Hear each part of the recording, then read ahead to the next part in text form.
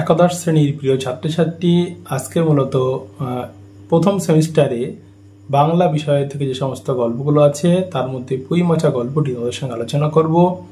এর আগের ভিডিওতে মূলত প্রথম যে দুটি পেজ আছে গল্পের, সেই দুটি পেজে লাইন ধরে ধরে আলোচনা করে দেওয়া হয়েছে, চাইলে তোমরা দেখতে পারো। শুধু তাই নয়, এই পেজগুলো থেকে বিভিন্ন ছোট ছোট প্রশ্ন সেগুলো চ্যানেলে পোস্ট করা হয়েছে, চাইলে সেগুলো তোমরা দেখতে পারো। আজকে মূলত তারপর থেকে আলোচনা করব। তার আগে প্রথম দুটি পেজের সংক্ষিপ্ত ধারণা তোমাদেরকে আমি দেব। গল্পের সূচনা হয়েছে স্ত্রী অন্নপূর্ণা এবং সহায়রী তাদেরকে দিয়ে।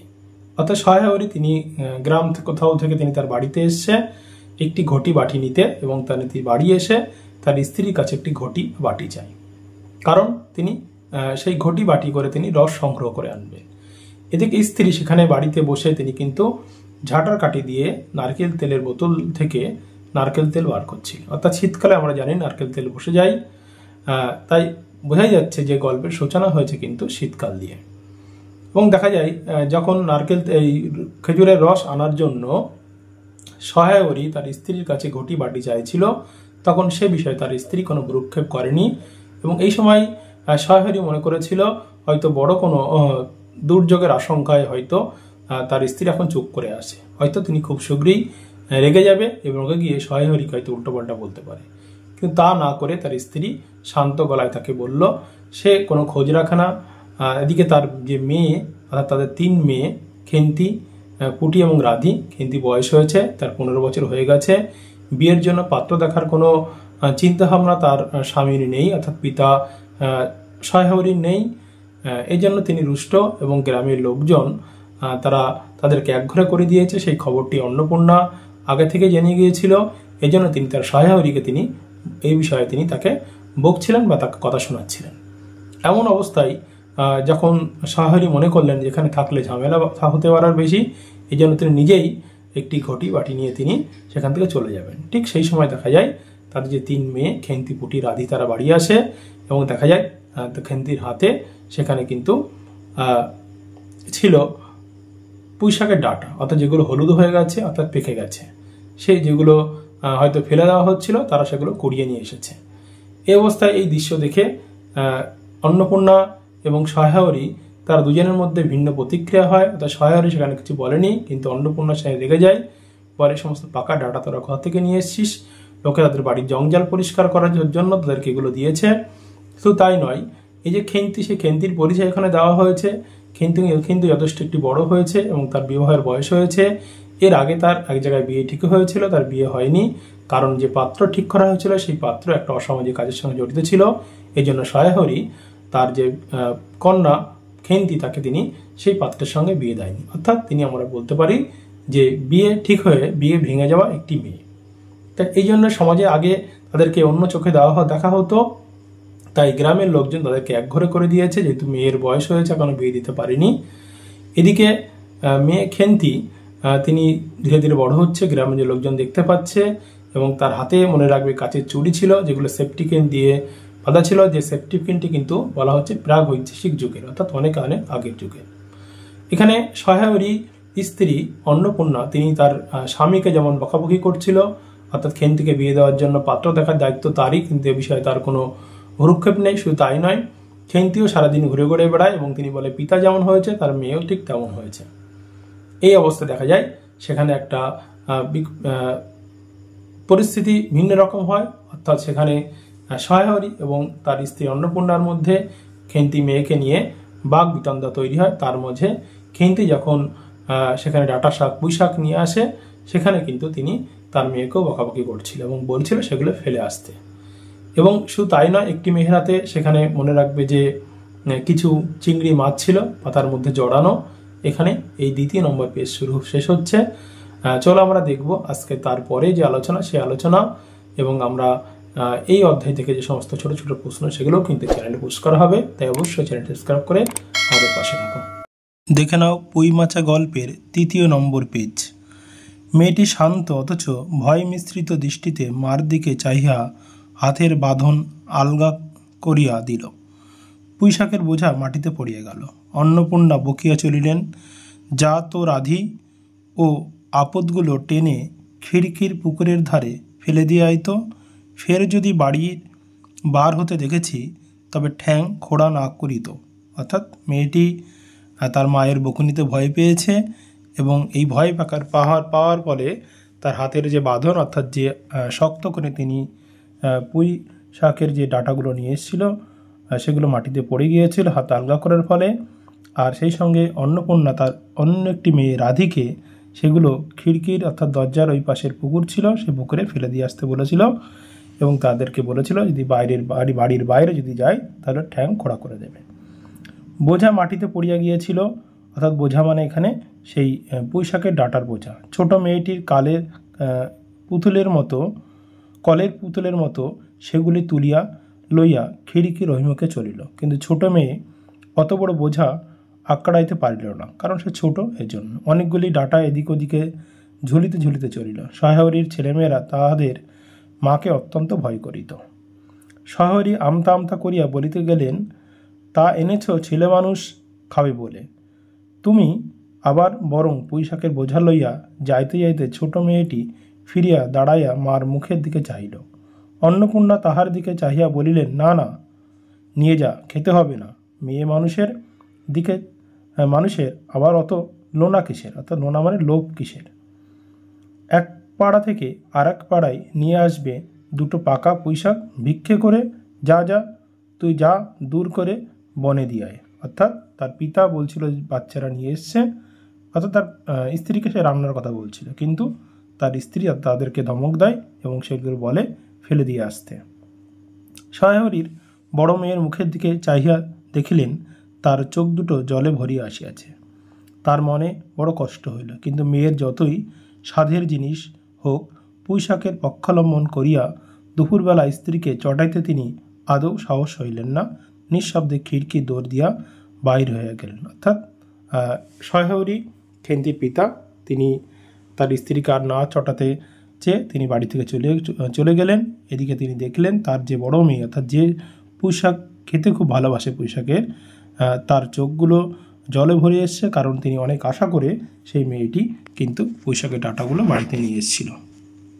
বসিয়া রাঁধিতে বড় মেয়ের মুখের কাতর দৃষ্টি স্মরণে পড়িবার সঙ্গে সঙ্গে অন্নপূর্ণার মনে পড়িল গত অরন্ধনের পূর্বদিন বাড়িতে পুঁই শাক রান্নার সময় খেন্তির আবদার করিয়া বলিয়াছিল, মা অর্ধেক গোলা কিন্তু একা আমার, অর্ধেক সব মিলে তোমাদের। অর্থাৎ সে পুঁই শাক খেতে খুব ভালোবাসে, তাই এর আগে একবার তার বাড়িতে রান্না হয়েছিল পুঁই শাক, তখন কিন্তু সেই বড় মেয়েটি তার মাকে আবদার করে বলেছিল অর্ধেক আমি খাবো, বাকি অর্ধেক তোমরা খাবো। অর্থাৎ সেই কথার মায়ের মনে পড়েছিল।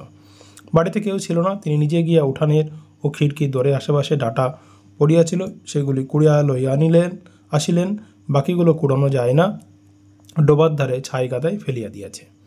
কুচো চিংড়ি দিয়া এইরূপে চুপি চুপি পুঁই শাকের তরকারি রাঁধিলেন। অর্থাৎ সেই মেয়ের মুখের কথা মনে পড়ে একটু তার প্রতি দয়া হলো এবং তিনি নিজেই কিন্তু সেই পুঁই শাকের ডাঁটা কুড়িয়ে এনে রান্না করলেন। দুপুরবেলা খেন্তি পাতে পুঁই শাকের চচ্চড়ি দেখিয়া বিস্ময় ও আনন্দপূর্ণ ডাগর চোখে মায়ের দিকে ভয়ে ভয়ে চাহিল। দু একবার এদিক ওদিকে ঘুরিয়া আসিতে অন্নপূর্ণা দেখিলেন উক্ত পুঁই শাকের এক টুকরাও তাহার পাতে পড়িয়া নাই। পুঁই শাকের ওপর তাহার এই মেয়ের কিরূপ লোভ তাহা তিনি জানিতেন। জিজ্ঞাসা করিলেন, কিরে খেন্তি, আর একটু চচ্চড়ি দিই? খেন্তি তৎক্ষণাৎ ঘাড় নাড়িয়া এই আনন্দজনক প্রস্তাব সমর্থন করিলেন। কি ভাবিয়া অন্নপূর্ণার চোখের জল আসিল, চাপিতে গিয়া তিনি চোখ উঁচু করিয়া চালের বাতায় গোজা ডালা হইতে শুকনা লঙ্কা পাড়িতে লাগিলেন। অর্থাৎ তার খেন্তি পুঁই শাক খেতে খুব ভালোবাসে, তাই তাকে আরও পুঁই শাক দেওয়ার জন্য তার মা উদ্ধত হয়েছিলেন। কালীমায়ের চণ্ডী মণ্ডপে সেদিন বৈকালবেলায় সহায়রী ডাক পড়িল। সংক্ষিপ্ত ভূমিকার ফাঁদিবার পর কালীমায় উত্তেজিত সুরে বলিলেন, সেসব দিন কি আর আছে ভায়া? এই ধরো কেষ্ট মুখুজ্জে, স্বভাব নইলে পাত্র দেবে না, স্বভাব নইলে পাত্র দেব না করে কি কাণ্ডটাই করলে। অবশেষে কিনা হরির ছেলেটাকে ধরে পড়ে মেয়ের বিয়ে দেয়, তবে রক্ষে। তার কি স্বভাব! রাম বলো, 6-7 পুরুষে ভগ্য 50 স্ত্রী। অর্থাৎ এখানে কিন্তু তার যে মেয়ে বড় হয়ে গিয়েছে, তার বিয়ে দেয়নি, তাই গ্রামের লোকজন তাকে ডেকে তাকে কিন্তু ভৎসনা করছিল। পরে সুর নরম করিয়া বলিলেন, তা সমাজের সেসব শাসনের দিন কি আর আছে?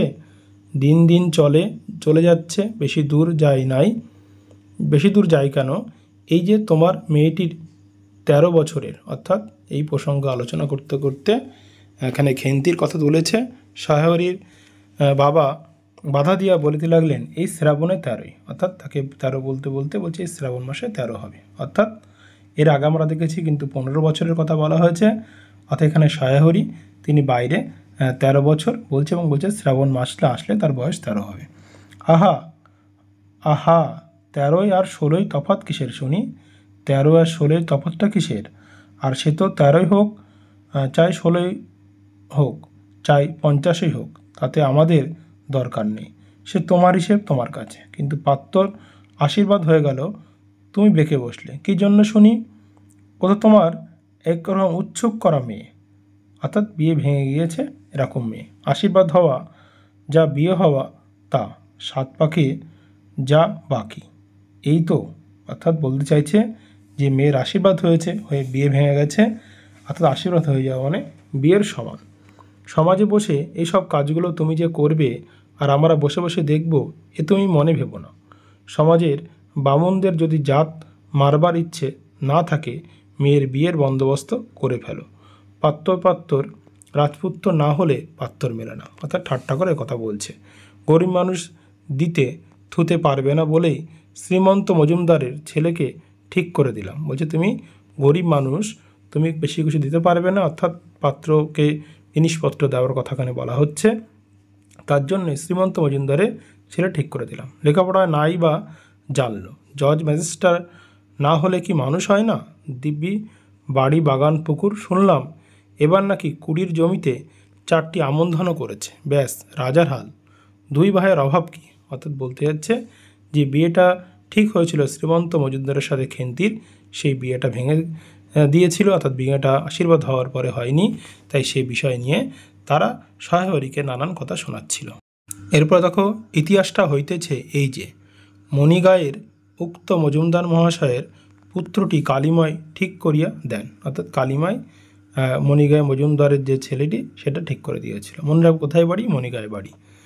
কেন কালিমায় মাথা ব্যথা করিয়া সহায়রীর মেয়ের বিয়ের সম্বন্ধ মজুমদার মহাশয়ের ছেলের সঙ্গে ঠিক করিতে গেলেন, তাহার কারণ নির্দেশ করিয়া যাইয়া কেহ কেহ বলেন যে কালিমায় নাকি মজুমদার মহাশয়ের কাছ থেকে অনেক টাকা ধারেন, অনেক দিনের সুদ পর্যন্ত বাকি, শীঘ্রই নালিশ হইবে ইত্যাদি। এ গুজব যে শুধু অবান্তর তাহাই নয়, ইহার কোনো ভিত্তি আছে বলিয়া মনে হয় না। ইহা দুষ্ট পক্ষে রটনা মাত্র। যাই হোক, পাত্রপক্ষ আশীর্বাদ করিয়া যাওয়ার দিন কতক পরে শহরে টের পান পাত্রটি কয়েক মাস পূর্বেই নিজের গ্রামের কি একটা করিবার ফলে গ্রামের এক কুম্ভকার বধূর আত্মীয় স্বজনের হাতে বেদম প্রহার খাইয়া কিছুদিন নাকি শয্যাগত ছিলেন। এরকম পাত্রে মেয়ে দিবার প্রস্তাব মনোপুত না হয় সহায়রী সে সম্বন্ধ ভাগিয়া দিলেন, অর্থাৎ সেই শ্রীমন্ত মজুমদারের সঙ্গে তার ছেলের সঙ্গে যে বিয়ে হয়েছিল সেই বিয়েটা ভেঙে দিয়েছিল হচ্ছে গিয়ে সহায়রী। এবং ভাঙার কারণ এখানে হচ্ছে গ্রামের এক কুম্ভকার পুত্রবধূর আত্মীয় স্বজনের সাথে সাথে সে মার খেয়েছিল অসামাজিক কাজকর্ম করার জন্য।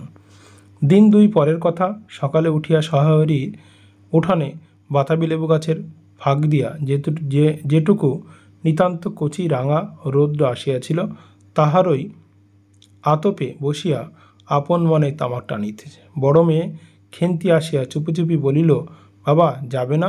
মা ঘাটে গেল। অর্থাৎ শীতকাল, সেই বাতাবি লেবু গাছের ফাঁক দিয়ে একটু রোদ আসছে গায়ে, সেখানে বসেছিল এবং বসে তামাক খাচ্ছিল। সেই সময় খেন্তি এসে তার বাবাকে কোথাও একটা যাওয়ার কথা বলেছিল, কারণ তার মা তখন বাড়ি ছিল না, কারণ মা জানলে হয়তো মা যেতে দেবে না, তাই এই সময় খেন্তি তার পিতাকে কথা বলেছিল।